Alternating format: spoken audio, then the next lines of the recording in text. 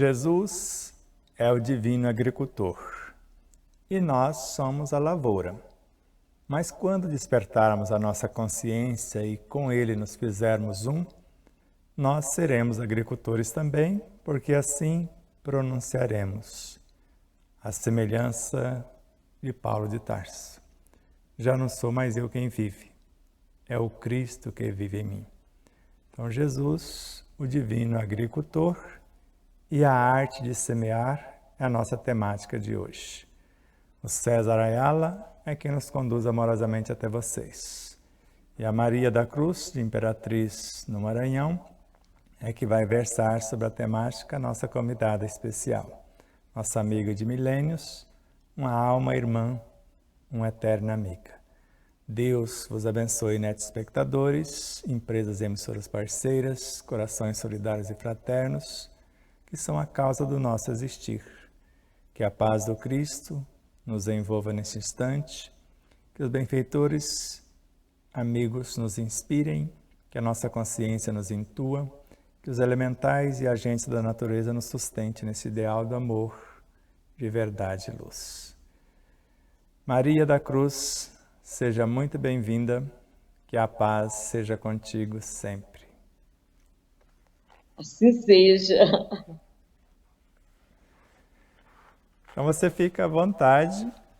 Primeiro eu vou te fazer uma pergunta, eu quero saber quem é a Maria da Cruz, qual a sua trajetória para chegar a esse amor pelo Cristo, esta semeadora da última hora. De onde tu veio, e como você fez para chegar na doutrina dos Espíritos, qual é a sua trajetória aí, em poucas palavras.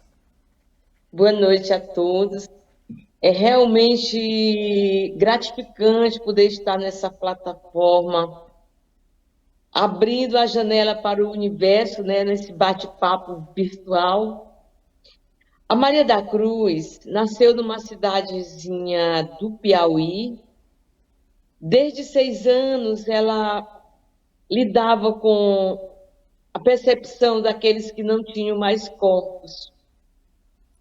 E vagou em muitas religiões, fez um tour, vamos dizer assim. Mas foi exatamente quando conheceu a doutrina espírita, logo após o seu pai ter se suicidado, e eu abracei a doutrina espírita como um despertador. E de lá para cá, a consciência vem cada vez mais se ampliando. Quando eu conheci Sebastião Camargo, né, com a proposta de O Despertar da Consciência, aí nós mergulhamos exatamente na busca do autoconhecimento. Porque sem o autoconhecimento, a gente não chega a lugar nenhum.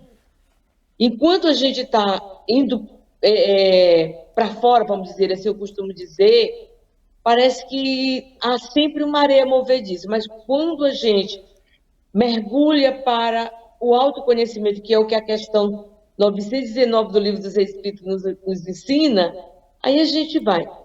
Para mim, Jesus, quando Allan Kardec pergunta qual seria o modelo e guia da humanidade na questão 625 do Livro dos Espíritos, e eles respondem, Jesus. Pronto. A partir de então, nós vamos ali observando que todos os ensinamentos de Jesus é uma semente plantada na terra fértil que somos.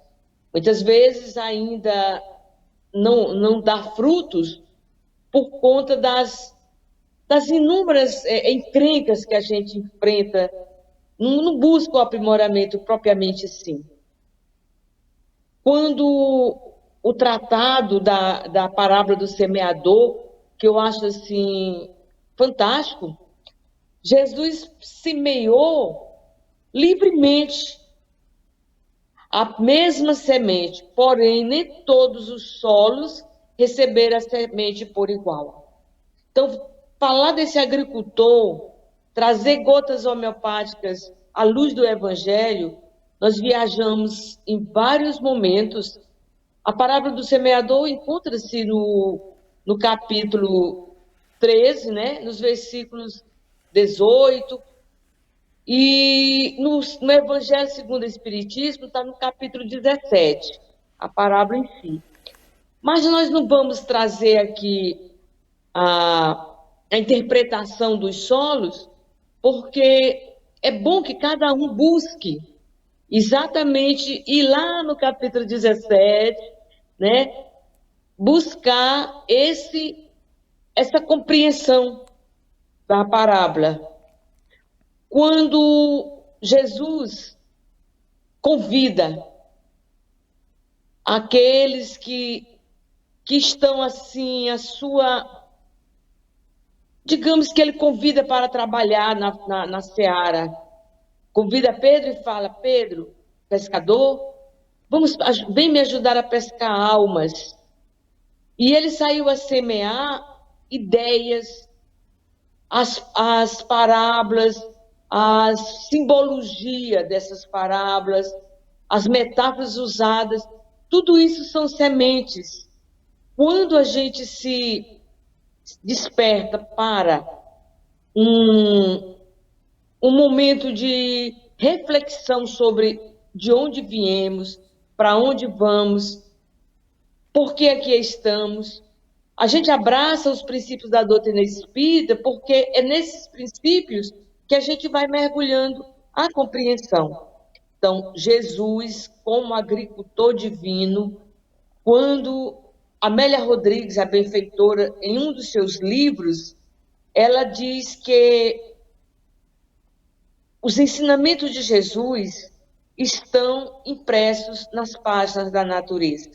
Eu consigo extrair sementes dos ensinamentos que ele traz sempre.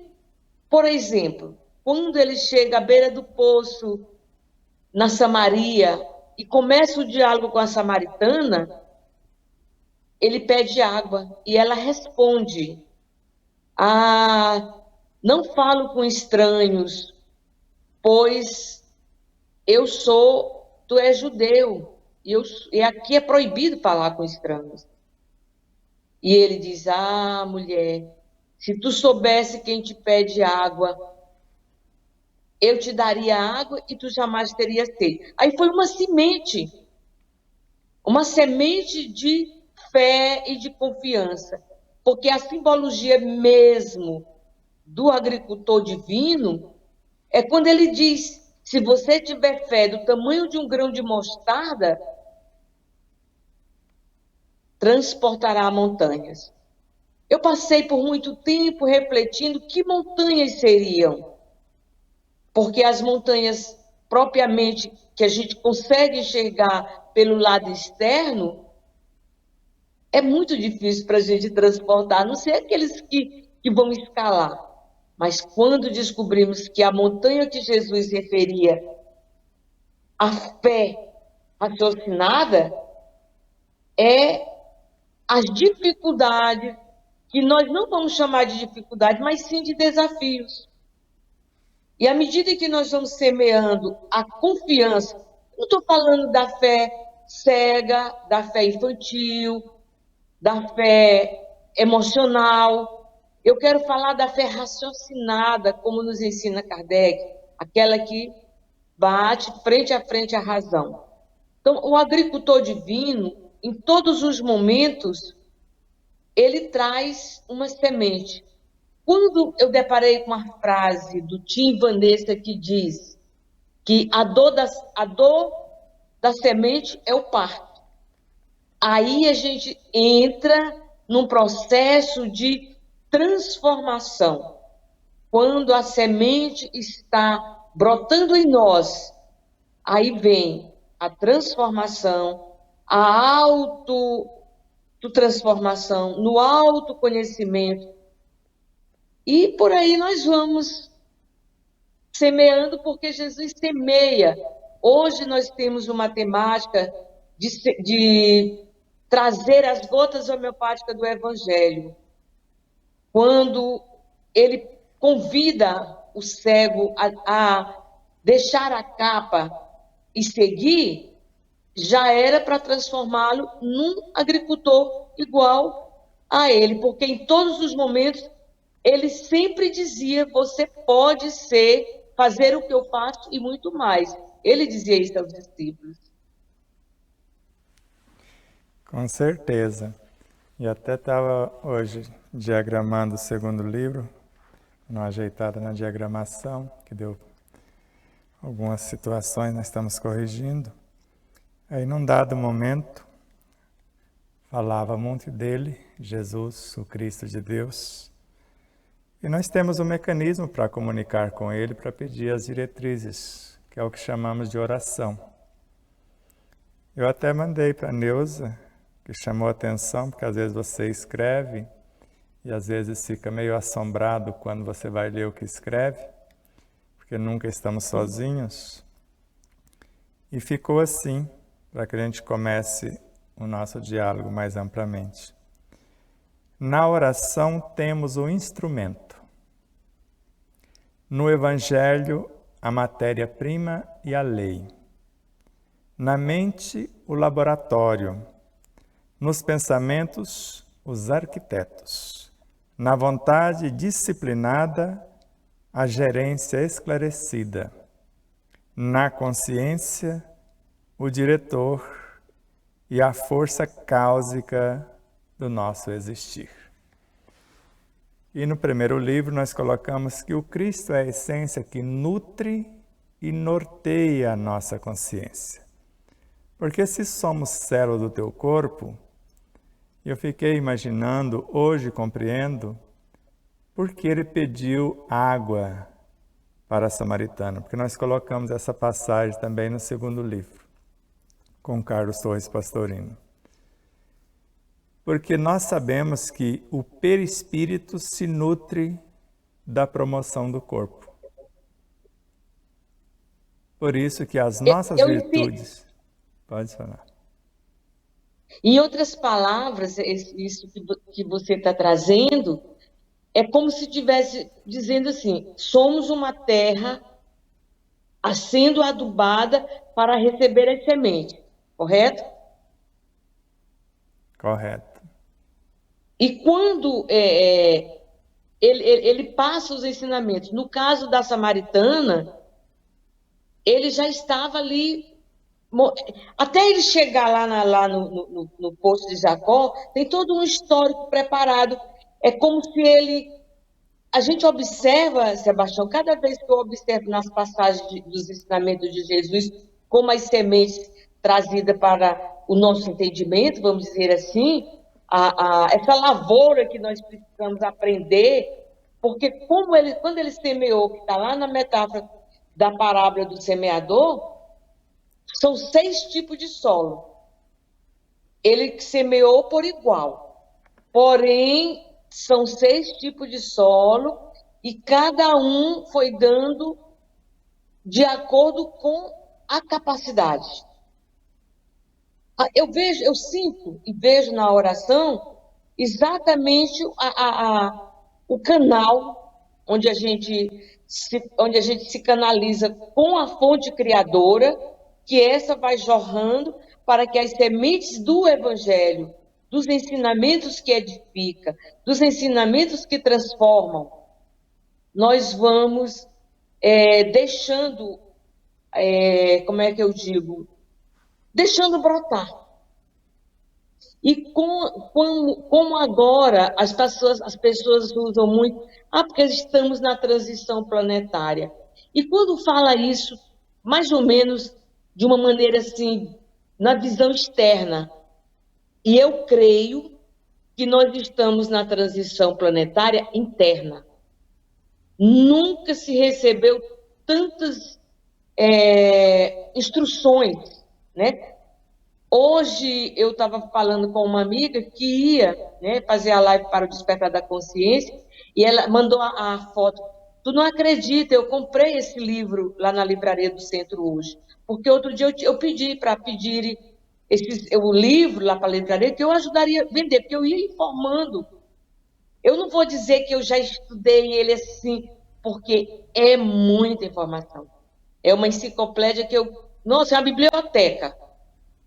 Mas aos poucos, as sementes que a gente vai recebendo, vai nos nutrindo e a terra vai se adubando. Porque nessa transição em que nós estamos, Sebastião, eu vejo assim, é o esforço para que a gente possa transmutar o joio para que o trigo possa se esparramar. Sem dúvida. Essa parte também eu fiz a correção hoje, do joio e do trigo. E por enquanto ele vai morrer e ser adubo, mas amanhã será trigo também. Sim, sim. Quando eu faço a minha oração, como você citou aí no início, quando eu faço a minha oração com esses dois trigo, joio e trigo, se Jesus pediu para deixar crescer junto ao trigo, é uma lição para que a gente pudesse discernir o certo e o errado. Ele não pediu Sim, que a gente arrancasse agredindo o joio. E hoje, na minha oração, eu peço assim: Senhor, me ajude a transmutar, a transformar o joio em poeira cósmica, em adubo químico, para que o semeador, que sempre semeou, encontre a terra propícia para novas sementes. Porque ele diz, até hoje ele está a semear. com certeza. E aqui tem outra pessoa que me enviou hoje uma mensagem. Eu gostaria de lê-la para você, que eu acho que vai te inspirar. A oração é o combustível para manter a chama acesa nos resgates e levar as esperanças aos que são capazes de perceber que há uma fonte inesgotável de amor. E eu completo, dentro e fora de nós. Aí alguém assina, Maria da Cruz. Eu não conheço não, mas... Pois é, Sebastião, quando nós começamos uma viagem para dentro, aí nós nos encontramos com um grande sábio, o silêncio. E quando o sábio nos oferece ou nos oportuniza as informações precisas para que a organização interna vá acontecendo, aí nós sentimos que há uma preparação da terra em nós para que possamos aprender a receber e, acima de tudo, discernir. Quando Joana de Anjos diz assim, mantenhamos elegâncias de pensamentos.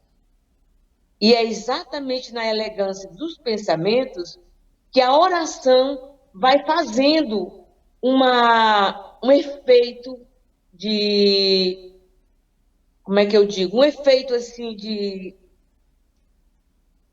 nutrição, vamos dizer assim. Quando a gente busca, através da oração, os nutrientes dos átomos, das moléculas, para que as nossas células se renovem, isso é uma oração. Com certeza. E hoje, curiosamente, o dia inteiro corrigindo só o capítulo da oração. O que é, para que serve, como usar. Ontem o dia todo foi sobre o Evangelho, no mesmo tripé.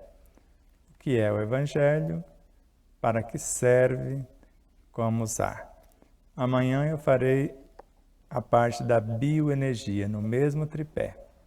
O que é bioenergia, para que serve, como usar. E não foi a surpresa que nós sabemos que o Evangelho está dentro de nós.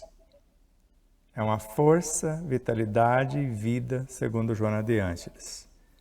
Está no nosso próprio espírito, na nossa consciência e em nosso coração.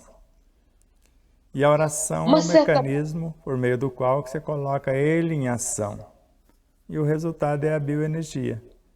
Só para lembrar e devolver para você o leme, na Samaritana, com Jesus, o poço de Jacó é o coração dela, segundo o Pastorino.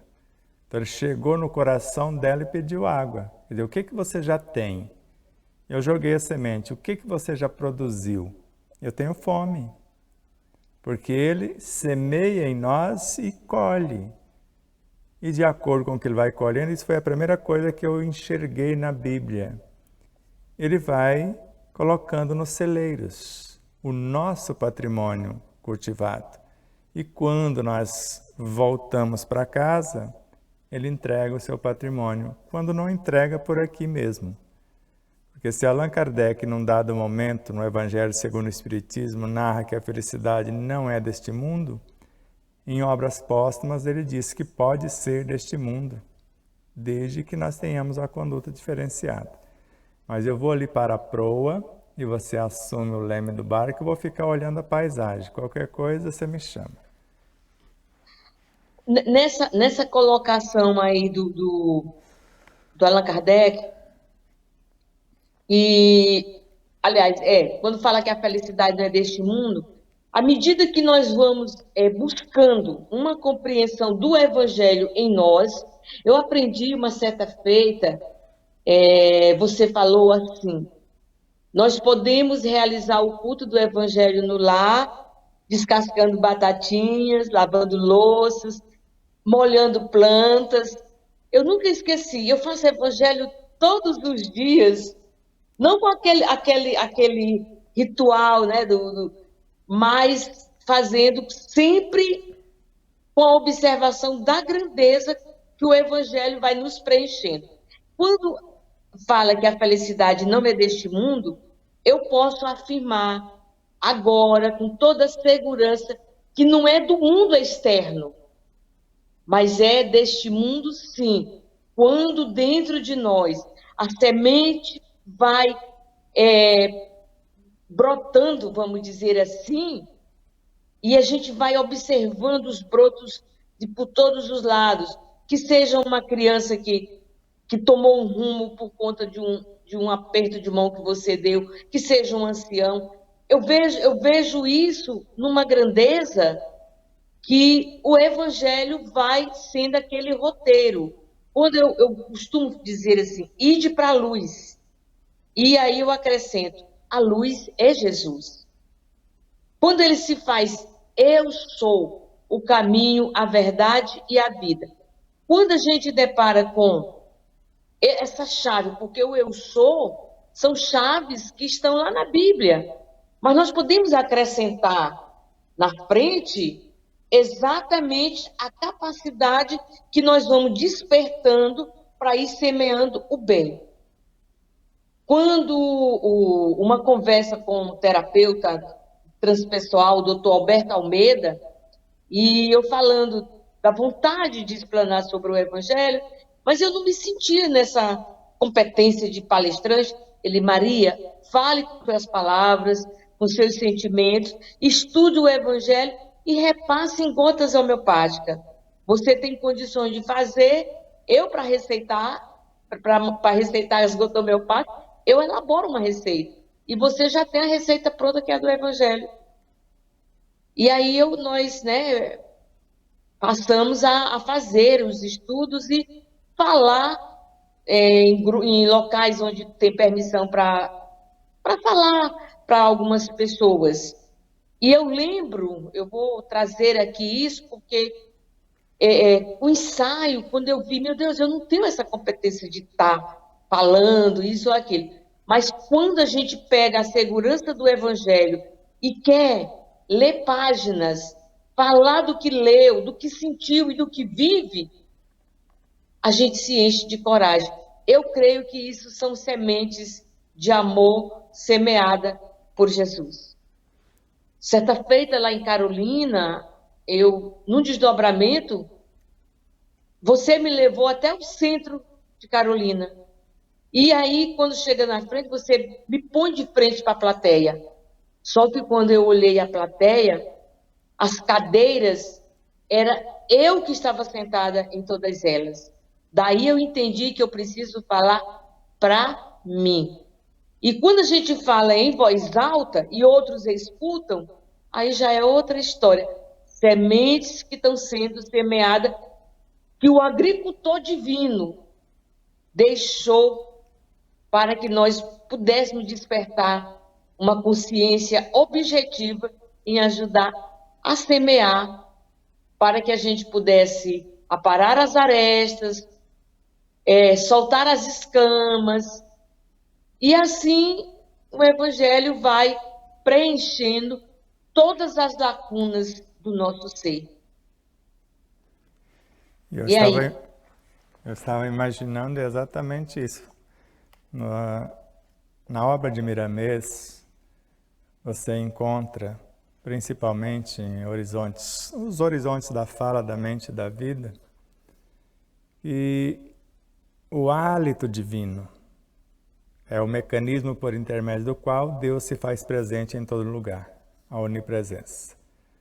Mas quando ele chega em nosso centro coronário e de lá chega em nossa mente, ele chega como pensamentos ou forças estímulo. E hoje, na correção e observando outra vez, ele fala que nada que nós pensamos sozinho. Tudo tem a bênção da observação de Deus e do Cristo em nosso favor. Eles vão semeando e vão nos estimulando de acordo com a nossa capacitação, de acordo com o solo que já nos tornamos. E nós vamos dividindo o fruto com aqueles que por ele se interessam. Quando a gente tem essa proposta do auto se conhecer, né? Ninguém se transforma se não buscar o autoconhecimento. E os princípios básicos da doutrina, eu bato sempre na tecla da lei de causa e efeito. A lei de causa e efeito, para mim, ela traz assim um leque de explanações, porque a gente sai dos queixumes. Quando a gente percebe que algumas coisas que vêm para o seu crescimento, eu não chamo problemas, eu chamo desafio, né? Então, quando aparece um desafio para que eu possa, como é que eu digo, fazer a correção de mim mesma, quando eu falo em voz alta, eu costumo sempre dizer, eu estou falando primeiro para mim. Quando Jesus trouxe aquela parábola dos talentos, nós observamos que ele traz os talentos de acordo com a capacidade que cada um tinha de desenvolver. Quando ele, na parábola do semeador, teve semeou geral e os solos, foi que cada um foi respondendo de acordo com a capacidade, é uma maneira assim interessante da gente se posicionar e perguntar, meu Deus, que solo eu já estou?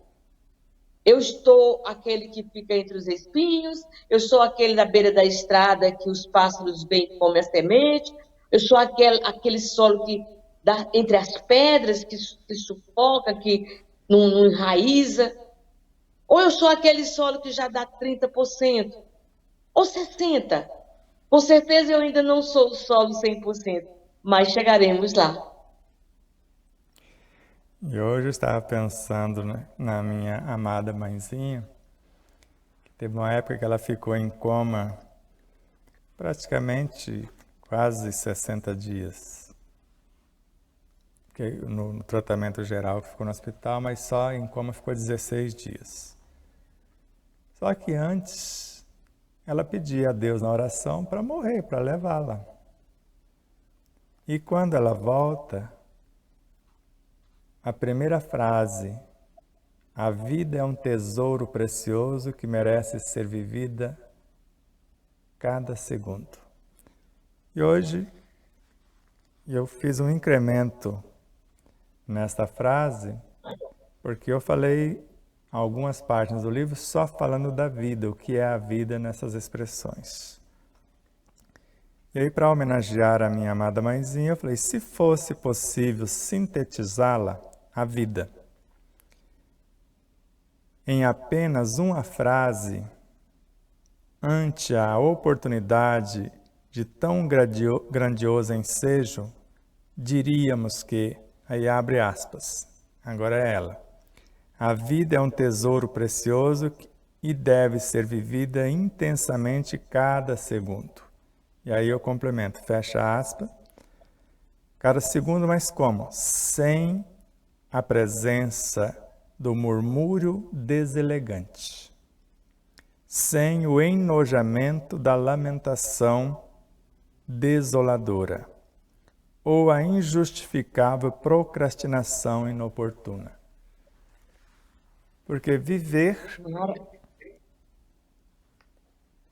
é deixar a coisa... Viver é uma arte. Exato. Viver é fazer acontecer o que você almeja. Que a vida não para.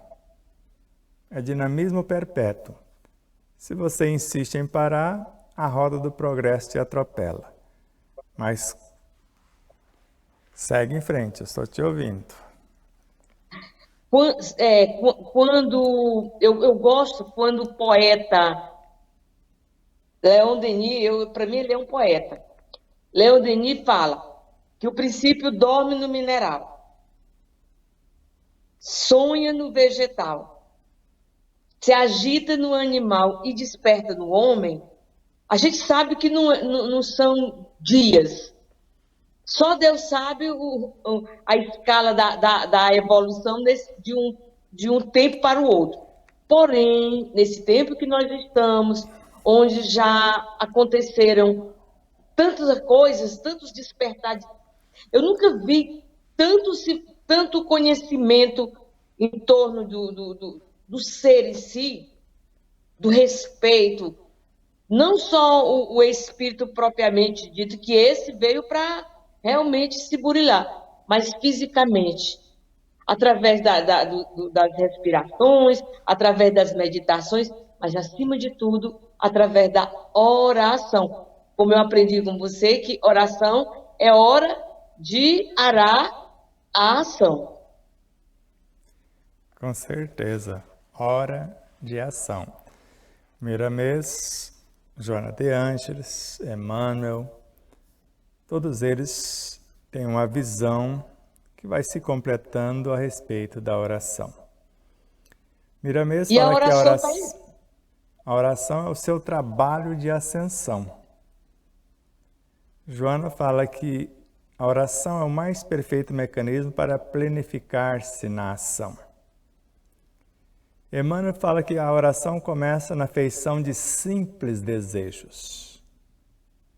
Esses desejos viajam do coração para o cérebro, ou da parte emocional para a mente, e quando lá chega se transforma em pensamentos. E eu não sabia que a oração criava o pensamento. E eu não sabia que a oração era filha da fé. Tudo isso a gente vai aprendendo. E na obra de Amélia Rodrigues, já que você a ama, eu não vou falar que ama de paixão, que você ama de amor mesmo.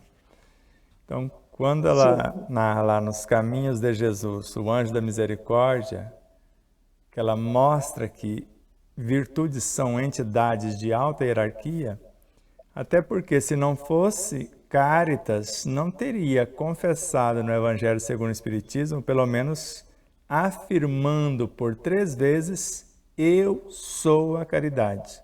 Dependendo da tradução do Evangelho que você pegar, você vai ver isso, principalmente a tradução da Petit. Eu sou a caridade. E lá, Amélia Rodrigues fala que 3 entidades apresenta para ele no alto da cruz. E a primeira chega. Tu te recordas, Senhor, eu sou a fé. A segunda, eu sou a esperança. A terceira, eu sou a caridade. A quarta, que você sabe eu acho fantástico. Que também chegou lá, eu sou a misericórdia. Então, quando você vê no Evangelho segundo o Espiritismo, Kardec dizer que a primeira filha da fé é a oração. E ela é mãe de todas as virtudes, inclusive do próprio amor. Aí você fica imaginando que fé é o quê? É uma alta entidade, um espírito que foi dando origem a esses filhos, foi semeando. quando Jesus faz essa comparação da fé com um grão de mostarda, Sebastião, eu fico às vezes meditando o poder que uma fé raciocinada pode fazer. E para que a gente possa construir dentro de um padrão assim de equilíbrio, de harmonia, porque sabemos que é lei do universo, harmonia, equilíbrio e amor. Todos os ensinamentos, eles estão exatamente ensinando para amar, para o que é que nós precisamos fazer para. Se a gente simplesmente amar, não precisa de tanto blá blá blá, não. Agora, quando a gente. Você vê as minúsculas, fé, 2 letrinhas. Qual é o poder? Quem é que vai dar esse poder? É a oração. Porque à medida que a gente vai tendo uma canalização da fé na busca das esferas superiores, vão se agregando a nós seres que estão na mesma egrégora de orações. Com certeza. Eu gostaria de ler para você uma parte do livro que vai te dar uma abertura para você comentar um tanto mais. Então, quando nós começamos a abordar sobre o Cristo, e uma palestra que nós fizemos foi: o que é Jesus? 2 pontos. O Cristo de Deus. E eu fiquei imaginando, a partir das informações de Paulo de Tarso, que somos células do teu corpo. Tudo bem, então somos partes integrantes desse ser. Quando Allan Kardec, na Revista Espírita, narra que a alma da Terra é a soma de todos os encarnados e desencarnados, que nós existimos dentro de seres que estão encarregados de fazer a Terra progredir, somos partes deles. E ele não estava falando diretamente de Jesus, que é o governador, a consciência diretora. Ele estava falando de seres menores. Aí eu fiquei imaginando o meu próprio corpo. Se você olhar para o seu corpo, cada sistema faz parte do seu corpo. É um ser que só existe no corpo. E se você observar os sistemas, cada órgão o compõe, ou os compõe. E se observa que cada órgão tem coisas menores, que são os tecidos, pois as células, as moléculas, os átomos. A Immanuel Hall, pelo menos essa frase é atribuída a ele: somos deuses para os átomos que nos constituem. Porque Humberto de Campos narra que nós somos um aglomerado de átomos. E somos átomos para os construtores de mundo, porque nós fazemos parte desses mundos. Então, na questão 45 do Livro dos Espíritos, onde estava a matéria orgânica antes da formação da Terra? No espaço em forma de fluidos. E Carlos Torres Pastorino fala que um dia já fomos células físicas do corpo de Jesus em outros orbes. Então ele é uma árvore, ou de fato o agricultor que está nos cultivando. E quando ele narra, antes dessa história começar aqui nesse planeta Terra, antes de vocês existirem, eu já era. E não foi vocês que me escolheram, eu vos escolhi. E nenhuma das ovelhas que meu Pai me confiou se perderá. Eu sou a videira verdadeira, vós sois os ramos. Eu sou a árvore, vós sois os galhos. Eu estou em vós, vós em mim. E eu falo, não tem como fugir de Jesus, o Cristo. não tem como fugir de Deus, porque neles existimos. Nós estamos dentro de seres menores que estão dentro do Cristo, que estão dentro de outros Cristos, conforme Chico e Emmanuel, e todos estamos em Deus. Nele existimos, vivemos e nos movemos. Aí você observa a batatinha. E você fala, mas como é que o Evangelho está numa batatinha? Se o Cristo é o Evangelho e a batatinha é parte do corpo dele, ele poderia dizer para você, coma, esse é o meu corpo. E a hora que você vai tomar o seu suquinho lá de uva, ou de limão, ou de laranja, beba, esse é o meu sangue, a minha seiva. Então é muito grande para a minha cabecinha, e às vezes os meus neurônios começam a derreter, para compreender a grandiosidade de um átomo, porque Gibran fala que num único átomo tem tudo que tem na Terra. Para Joana de Ângeles, para outros autores, um átomo é um sistema solar, para Leon Denis. Mas para Joana de Ângeles, um átomo é um universo. Agora temos olhos de ver para mergulhar dentro de um átomo, porque André Luiz mergulhou-se, transportou-se espiritualmente para dentro das moléculas ou dos cristais das moléculas de água. Ele falou que nunca viu sociedade tão organizada. E chegou à conclusão que o nosso corpo 100% é água. São cristais de água. Às vezes na parte mais sólida, tanto que quem sustenta os ossos, a qualidade dos nossos ossos depende da água que nós tomamos. Os ossos, puramente água. Se não tomar água de qualificação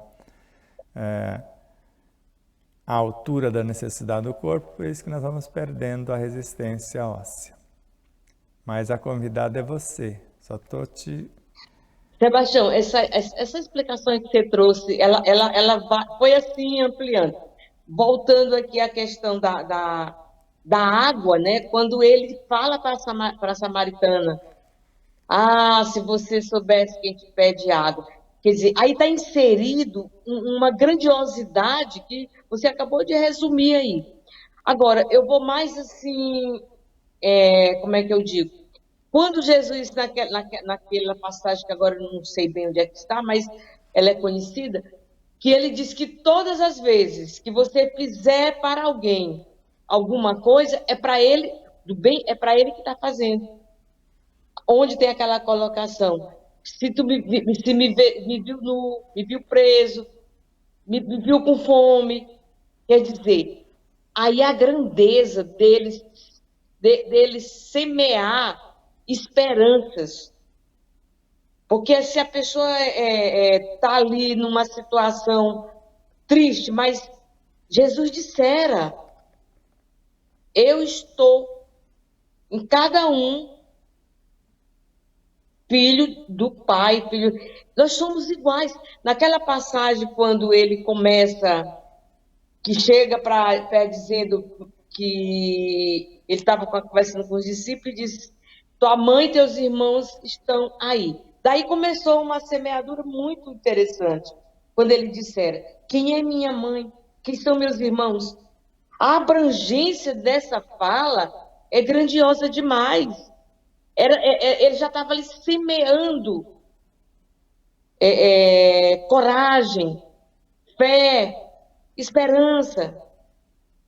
Coragem, acima de tudo, coragem. Então, quando sintetiza a semente da fé num grão de mostarda, e tudo que você falou, se numa batatinha está inserido todo esse contexto de orgânico, vamos dizer assim, não tem como a gente não enxergar. Não tem.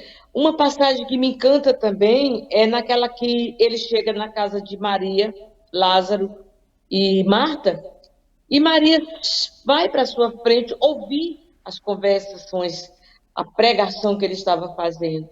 Daí, a Marta, muito ligada ao lado material das coisas, pede para que ele peça que Maria o ajude. a ajude, né? E ele diz: Ah, Marta, Marta, a Maria escolheu a melhor parte. Se a gente pega esses pequenos e grandes ensinamentos, a gente não tem como separar de Jesus. Uma passagem que me encanta muito, ela foi trazida pelo Nélio Lúcio naquele livro Jesus do Lar. Quando ele está na casa de Simão Pedro, que foram buscar ali água, gotas de cura, né? E quando aquele paralítico que teve que descer pelo telhado, né? E quando ele põe ele de pé, mas ele volta, né, para comemorar entre os amigos e farras, mas Pedro tão ingênuo fala: Senhor, foi tão bom, curou tanta gente. Ele disse: É, Pedro, mas poucos vão segurar a construção ou a reconstrução que foi feita. Então, se a gente vai átomo por átomo, moléculas por moléculas, a água da vida ali dando a sustentação, que são as sementes do agricultor divino em nossas vidas. Daí requer a arte de semear. A arte de semear bons atos, a arte de semear uma atitude correta em si para abranger aqueles que vão se agregando a si. Aí vem outro ensinamento. Brilha a vossa luz. Ele dissera. Mas nós só temos condições de brilhar a luz quando a gente fizer dentro de nós uma lavoura, né? uma limpeza, para que as sementes possam brotar, que são as sementes dos ensinamentos de Jesus. Eu estava imaginando que, segundo vários autores, os cristos, governadores planetários, se reúnem na intimidade do Sol. E aí fica imaginando aí, o que eles ficam enviando de lá para os planetas. Porque o Sol esparge seus raios e leva a vida a todos os planetas de nosso sistema solar. E você continua imaginando, conforme está na Gênese com Allan Kardec, para ser mais exato, Galileu, psicografado por Camille Flammarion, que o Sol libera frações e com elas se esculpe os planetas. Aí você fica imaginando cada Cristo esculpindo o seu planeta. E ainda incandescente libera frações com as quais constrói os seus satélites. E você fica imaginando que tudo, de fato, é parte de tudo, porque o sistema solar, se você observar, é como se fosse um grande organismo. Cada planeta é um sistema. Cada sistema tem a sua gerência, que é um Cristo. E, ao mesmo tempo, se você pensar agora em alguma coisa que você quer que aconteça na sua vida, você cria leis. Essas leis são hormônios. E esses hormônios vão chegar em cada parte do seu corpo para preparar o seu corpo para fazer acontecer o que você pretende. E eu costumo dizer que Jesus é um hormônio da mente divina do Cristo, que veio conversar conosco. E para nós ele é uma lei. Porque ninguém vai ao Pai, ao Cristo, senão por Ele. Ele é a lei personificada. Então, quando você pensa, você cria, a partir da sua essência consciencial, seresinhos como se você fosse o Cristo e eles fossem semelhantes a Jesus, que vai dar o recado para as suas células, para os seus órgãos, para os seus músculos, para os seus olhos. E aí agora imagina de novo, mas de onde eu vou tirar a matéria-prima? E a luz do sol? E o ar que traz a luz? E os vegetais que traz o ar e a luz, a água e os nutrientes da terra sintetizados em alimentos? E a própria água separada e a própria terra, quando você coloca o seu pé sem o calçado em contato direto com a terra, você reabastece seu corpo e libera o que não é necessário a ele. Já um perfeito equilíbrio. Então, quantos seres adentram no nosso organismo, se você imaginar que 1 trilhão de neutrinos perpassa todos os corpos em 1 segundo? Então imagina quantos neutrinos tem numa respiração sua.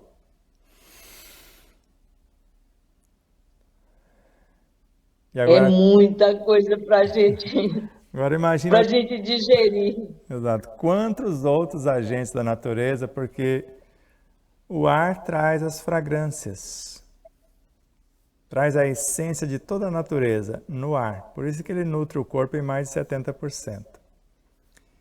E se você imaginar que o pensamento enriquece o ar, enriquece a água, enriquece o alimento, ou empobrece também, dependendo de como pensamos. No livro Pensamento e Vida, de Emmanuel, ditado por Emmanuel Chico Xavier, eu acho interessante quando ele fala, né, do espelho da alma. E quando ele fala que a nossa mente, ela tem os 3 andares, não é isso? É como se fosse um escritório, e tem a gerência, e tem os subordinados. E quando nós firmamos na oração a fé raciocinada para buscar na luz do sol os nutrientes essenciais,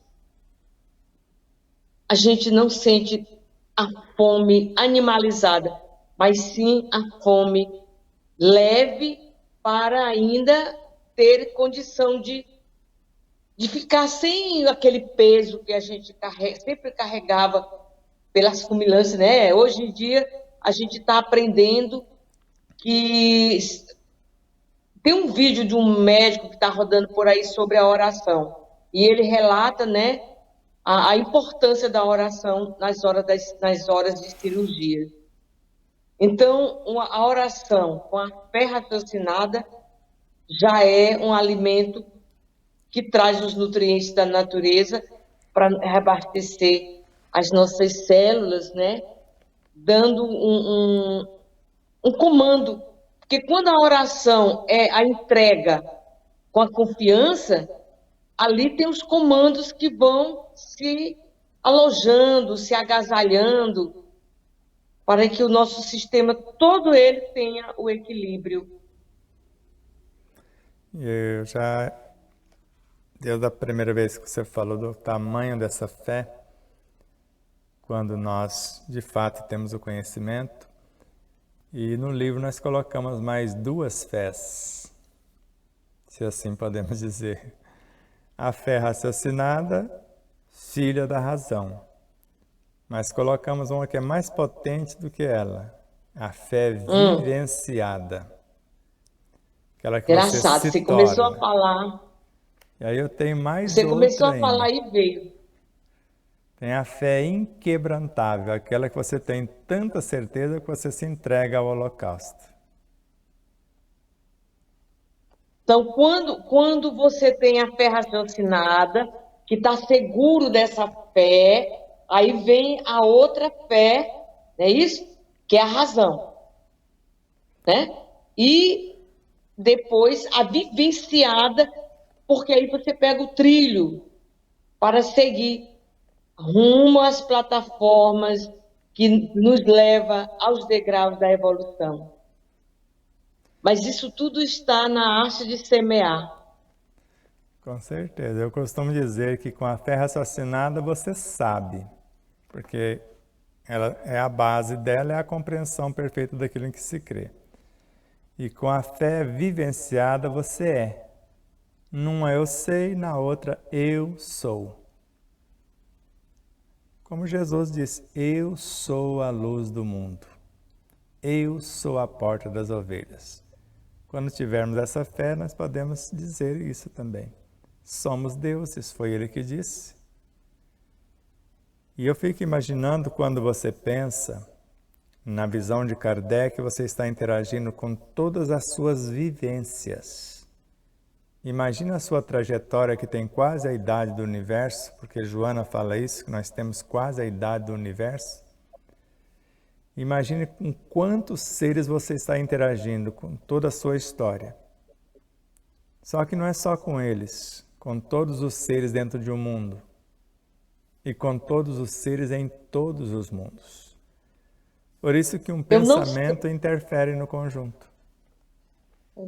Eu não sei qual é o livro de Joana, mas tem um dos seus livros que ela fala que nós somos um universo em miniatura.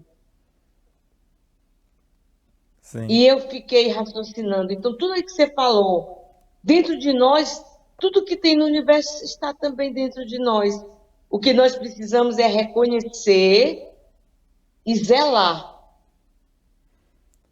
E Miramês fala que dentro do nosso corpo biológico tem sóis de primeira grandeza. E num ponto da página de um livro tem um sol que dorme, por falta de alguém dizer a ele que ele existe. Num ponto de uma página. Então imagina, para quem tem olhos de ver, poder enxergar essa grandiosidade. Não sei se você lembra do filme, daquele filme do elefante que descobriu um universo num grão de areia. Morton, o mundo dos quem? Quer dizer, quem que está nesse grãozinho? Quando ele descobre que tem um universo, um grão de areia, ele vai proteger aquele grão de areia, para ninguém pisar, para ninguém destruir. E no final, aí mostra o reino inteiro dentro de um grão de areia. Aí eu fico imaginando a obra de Emmanuel, quando ele fala do romance de um grão de areia com uma estrela. E ele não sabe que fim deu esse romance. Até acho que Dalva de Oliveira gravou a música. Só sabe que depois nasceu a estrela do mar. Então, a estrela com um grão de areia, o resultado, a estrela do mar. Então, você vê que tudo se relaciona com tudo. Então, há uma fecundação de forças maiores em relação às menores. Inclusive, Maria, João de Deus, narra isso em Cartas de uma Morta, e nós colocamos isso no livro também, no segundo livro. Seres encarregados de executar os decretos do Altíssimo. Você só pode imaginar engenheiros siderais, Cristos. Retornam ao reino mineral, ao reino vegetal, nos quais essas consciências embrionárias saturam-se das forças astrais emanadas do pensamento desses seres. Ou seja, está encarnando nesses reinos frações, porque Kardec narra que o pensamento não é outro senão o espírito encarnado no corpo. Quer dizer, é um pensamento do espírito que encarna no corpo. E o resto? É um ponto de autoconsciência pura que está aqui como centro da consciência individual. Quando nós imaginarmos a grandiosidade do espírito do qual fazemos parte, que somos uma diminuta fração, e acessarmos esse manancial, e Leon Denis nos ensina a fazer isso, aí não morreremos mais de sede à beira do poço. Aí seremos a samaritana que sabe que o poço é o coração e que Jesus está dentro do teu coração e ele tem a água viva, que se tomarmos da água dele nunca mais teremos sede. Pois é. Eu acho essas passagens que aparentemente a gente pensa que quando você mergulha no entendimento, aí cala fundo dentro de você o verdadeiro sentido. E aí Jesus, ele está em tudo.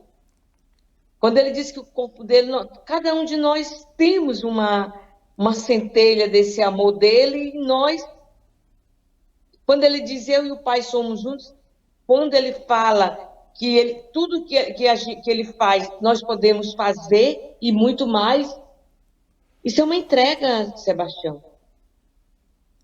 Nós é que temos que confiar nessa entrega. É o que nós chamamos de fé inquebrantável.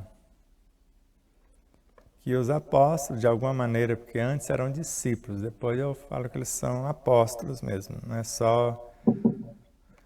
Porque quando eles descobriram esta fé, eles foram ao holocausto, entregaram-se para os leões, foram crucificados. Só João Evangelista que não morreu dessa forma.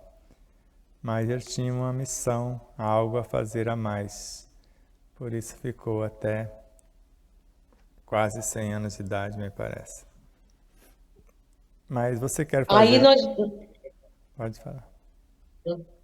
Aí a gente nessa passagem aí dos leões, a gente volta, eu raciocinei, quando eu parei assim para raciocinar, quando Jesus pronunciou a palavra amor, os ébrios de esperanças desceram o circo cantando. Em algumas traduções do Evangelho diz isso. E nós acrescentamos, né, pela nossa, eu digo que é raciocínio ou fé, não sei, quando o corpo era entregue realmente aos leões, o espírito já tinha sido tirado. Sim. Então, o amor, já havia ali a separação. Com E certeza. que as lições que ele deixou para nós, até na hora de chegar naquele momento cruciante da caveira, né? Aí, se você for analisar a passagem quando a cruz, ele derrubou a cruz caiu e o Cirineu ajudou. O Khalil Gibran tem uma mensagem belíssima.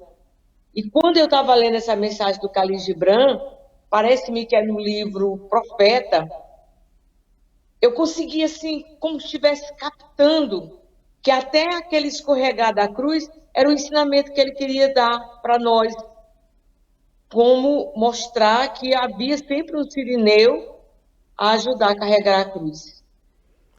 Com certeza.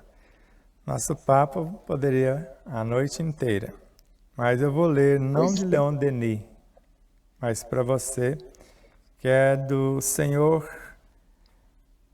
Porri, está na Revista Espírita. Então, o verbo criador adormece na planta, sonha no animal e no homem se levanta. De degrau em degrau, a descer e a subir, se agrega à criação em sublime fugir. Do éter, na ondulação, forma imensa cadeia, que na pedra começa e no arcanjo se alteia. É o poema de Urânia. Agora é com você. Faça o seu fechamento, faça um poema, faça uma oração, do jeito que você quiser. Eu espero que nesse bate-papo, nessa troca, nesse aprendizado que conversar com você está recebendo as suas orientações, a sua sabedoria que é nata, o meu coração só agradece. Nesse instante nós começamos a executar a doce canção da gratidão. A gratidão por essa oportunidade, a gratidão por estarmos aqui conversando, trazendo gotas homeopáticas do Evangelho, sem nenhuma pretensão, a não ser a pretensão de nos melhorarmos. Eu desejo de todo o coração que aqueles que tiveram a oportunidade de nos assistir posteriormente possam realmente sentir o verdadeiro sentimento de gratidão nessa semeadura dos ensinamentos de Jesus, que a palavra do semeador, nós tenhamos as condições de poder afirmar: eu já estou no solo de 60%, mas chegaremos aos 100%. Por isso, ajoelhada em espírito, nós oramos dizendo: obrigada, Senhor, pelas bênçãos que derrama nos vasos que somos, pelas flores que perfumam e irradia a nossa caminhada, o nosso progredir infinito. Gratidão, gratidão. Gratidão. Namastê. Um abraço para você. Temos os recadinhos da nossa agenda. Antes, gostaríamos de agradecer imensamente a presença de todos, a sintonia, a audiência, e lembrar vocês que na próxima quinta-feira teremos o Dr. Jonas, tanto na quinta-feira dia 11 quanto dia 18. E depois, no dia 25, a Pâmela Ulho, de Resende, Rio de Janeiro, Dr. Jonas de Teresina, Piauí. Amanhã nós teremos em nosso canal a Física da Cura Espiritual com o Dr. Jonas, às 20 horas. É um estudo que aconteceu na terceira vivência do Despertar da Consciência, na Fazenda Capituba, no município de Olímpia, o ano passado. Agora estamos dividindo com vocês. E no sábado, às 20 horas também, causas prováveis e possibilidade de cura do câncer. E no futuro, após essas 3 lives que foram feitas no domingo e está sendo reprisadas no sábado, vamos ter 2 seminários falando da cura do câncer. O primeiro deles e o outro, o médico interno. Nas terças-feiras, às 20 horas também, há a reprise do estudo que é feito aos domingos com os nossos irmãos do grupo Tempo de Despertar do Ser, do Movimento Espírita Francisco de Assis de Dourados. Então, normalmente, todos os domingos, estudamos juntos com eles. E a partir do dia 9 de abril, às 12 horas, começaremos a exibir no canal Despertar da Consciência, em forma de pílulas, as entrevistas que fizemos com o jornalista especializado na parte da saúde, conhece mais do que muitos médicos que eu conheço, Fernando Betete. Fizemos as lives no canal dele, as entrevistas, que estão tendo uma audiência muito boa. E pedimos a vocês que entrem no canal, se inscreva, procure essas entrevistas. E um dos recortes vai estar aqui em nosso canal a partir do dia 9/4, sempre às 12 horas, as postagens. No domingo agora, às 10 da manhã, se eu conseguir terminar a diagramação do livro antes, eu estarei estudando, senão a prioridade é o livro. E assim, se terminarmos, teremos a nossa live às 17h30, se não, peço permissão a vocês para pôr uma reprise, porque eu preciso entregar o livro no máximo na segunda-feira de manhã, senão ele não sai um tempo devido. Então ele vai acontecer o lançamento no Mega Feirão, onde?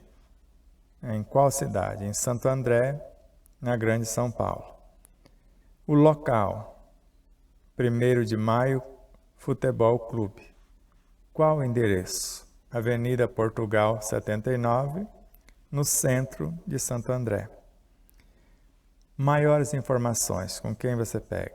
Com a Neuza Leal, no 11, que é o nosso WhatsApp, 974440770. E terá 5 palestras, como Alexandre, o editor do livro e distribuidor, disse-nos. No evento terá 5 palestras. Uma delas é de responsabilidade nossa. Então, conto com a presença de todos que puderem ir, principalmente da Grande São Paulo ou cidades vizinhas.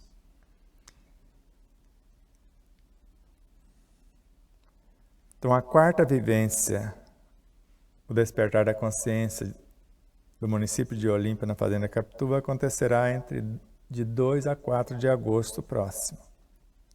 O tema geral: quem cura quem? Os palestrantes: terapeuta vibracional Ariaci Virgínio, de Aracaju, Sergipe.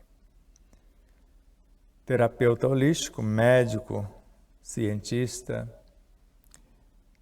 que estudou várias áreas da medicina, Dr. Jonas Moura, desde a homeopatia, fitoterapia e várias outras áreas, como a ortomolecular e etc.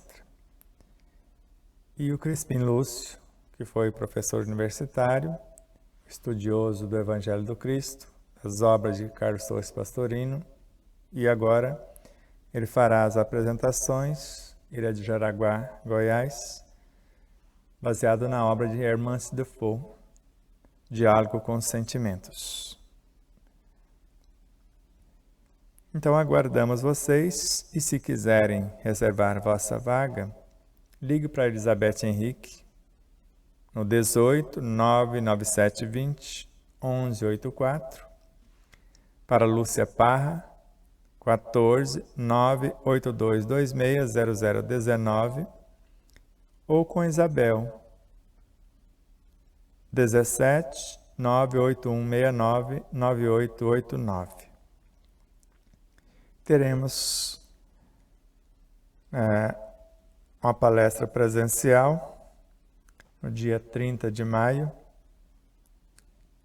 em Marinópolis, encerrando o mês espírita. Mas domingo falaremos mais, porque ainda tem um tempinho. Mas fica na Rua Goiás 630, e a palestra é às 20 horas. Ela terá uma convidada especial, que é a Celina Sobral, e faremos nos moldes da TV Mundo Maior, quando fazíamos as séries O Despertar da Consciência juntos. Gratidão ao César Ayala, a vocês, telespectadores, empresas e emissoras parceiras, a todos os corações solidários e fraternos. E lembramos que temos a nossa segunda vivência do Despertar da Consciência em Marabá, no Pará, de 22 a 24 de novembro.